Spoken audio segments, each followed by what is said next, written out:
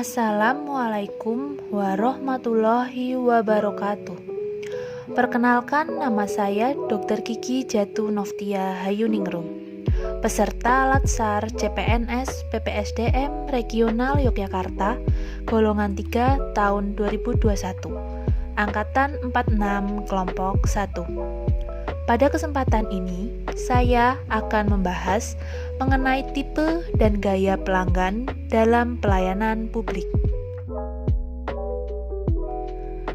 Sebagai ASN, kita dituntut salah satunya sebagai pelayan publik.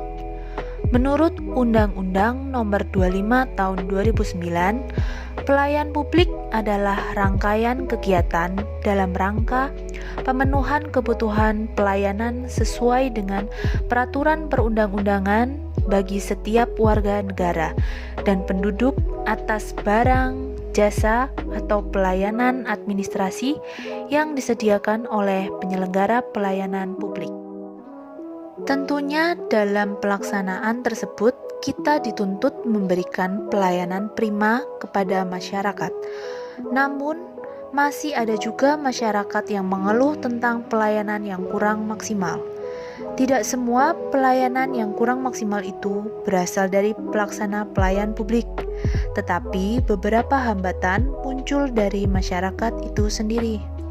Sebagai pelayan publik, kita pasti menemui atau berinteraksi dengan berbagai macam karakteristik masyarakat yang berbeda-beda. Menurut tipenya, ada 6 tipe yang menghambat pelayanan publik, yaitu yang pertama, leader type. Tipe pelanggan yang suka mengatur dan terlalu dominan. Kedua, persuasive type. Tipe pelanggan yang suka mempengaruhi lawan bicara dan membujuk sesuai keinginannya. Yang ketiga, patient type. Tipe pelanggan yang tidak sabar dan buru-buru ingin cepat selesai. Yang keempat, quiet type. Tipe pelanggan yang cenderung diam dan pasif. Yang kelima, careful type. Tipe pelanggan yang detail dan ingin tahu sesuatu yang sebenarnya tidak diperlukan dalam atribut jasa atau barang yang kita layani. Keenam, free type. Tipe pelanggan yang semaunya sendiri dan tidak memenuhi prosedur yang ada. Selanjutnya, gaya pelanggan. Yang pertama, suka mengibul. Kedua, suka mengeluh. Ketiga, suka mengorek. Keempat, suka menawar. Kelima, suka merusak. Keenam, seenaknya sendiri. 7, bicara kasar, tidak sopan, dan memaki. 8, menuntut perlakuan khusus. 9, membawa anak kecil. Dan ini merupakan contoh tipe dan gaya pelanggan dalam penerapan saat praktik Dokter Kiki. Oh iya, selamat pagi Ibu. Dengan Ibu siapa ini namanya? Nama saya Bu Reni, Dok. Oh, Bu Reni. Iya, bagaimana keluhannya Ibu? Saya merasa gigi saya tuh ngilu. Ya, sakit ngilu semua. Rasanya ngilu semua. Tapi saya nggak tahu tempatnya. Oh, seperti itu. Itu ngilunya seperti apa Bu? Terus menerus atau ketika dikasih rangsangan seperti air dingin atau air panas, seperti itu Bu? Ya, ngilunya kalau kena panas, kena dingin. Dan kira-kira sudah 3 bulan nih saya merasa seperti itu. Nah, maksud saya datang ke sini, bisa nggak kira-kira langsung ditambal? Tapi nambalnya yang tanpa dibur. Karena saya takut dengan suara itu. Belum kena alat saja udah ngilu sekali, belum kena alat. Jadi saya maunya langsung tambal, Dok. Oh gitu, ya coba kita sebelum bisa menentukan perawatannya Bu kalau seperti ini. Jadi kita emang harus ngecek dulu kondisi giginya seperti apa. Kita lihat kondisi gigi itu udah mati giginya atau tidak. Nah, nanti kita baru bisa menentukan perawatan gigi selanjutnya. Gitu ya Bu ya. Ya nanti Ibu bisa duduk dulu di sebelah itu, nanti kita cek dulu untuk keluhan gigi Ibu seperti itu ya. Maaf nih Dok, ini kok rumahnya kok kecil ya, sempit, panas sekali. Apa nggak ada AC ya? Oh iya, kita tuh ada sebenarnya Bu AC di sini. Cuman emang karena masa pandemi ini kita tidak boleh menyalakan AC karena kita harus udara itu terbuka, karena sistem sirkulasi udara ini yang muter-muter di sini harus dikeluarkan seperti itu. Jadi kita memang tidak menyalakan AC, sebenarnya kita ada gitu Bu.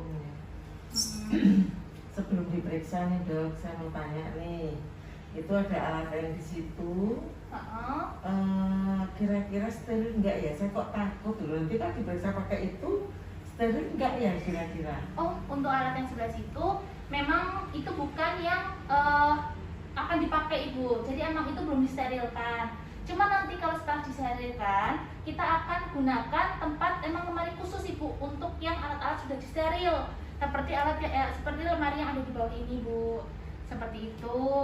Jadi emang kita semua wajib harus mensterilkan, apalagi di masa pandemi ini harus benar-benar steril, karena kita tidak tahu virus itu ada di mana. Terima kasih ya dok. Lagi nih dok, kalau boleh tanya nih, nanti ini kalau mau diperiksa kan sumur, itu pakai airnya air mateng atau air mentah atau gimana dok? Iya, kita di sini ya menggunakan air yang steril dan dikasih dengan antiseptiknya Ibu, gitu.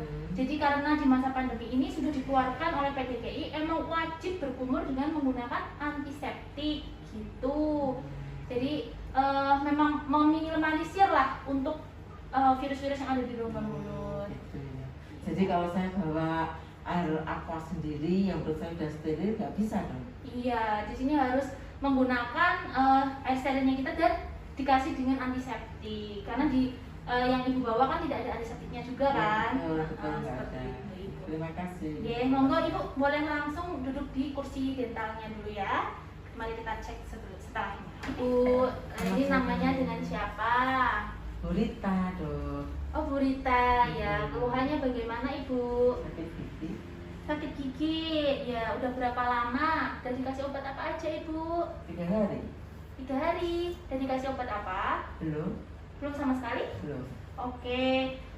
Sebelumnya pada gigi itu pernah sakit atau bengkak tidak Ibu? Pernah. Pernah ya. Terus kira-kira itu kapan ya Bu ya? Sebulan yang lalu. Sebulan yang lalu. Oke. Lah waktu sakit sebulan yang lalu itu sudah pernah dicekkan ke dokter gigi atau ke puskesmas sebelumnya Ibu? Belum. Oh belum pernah. Iya oke deh.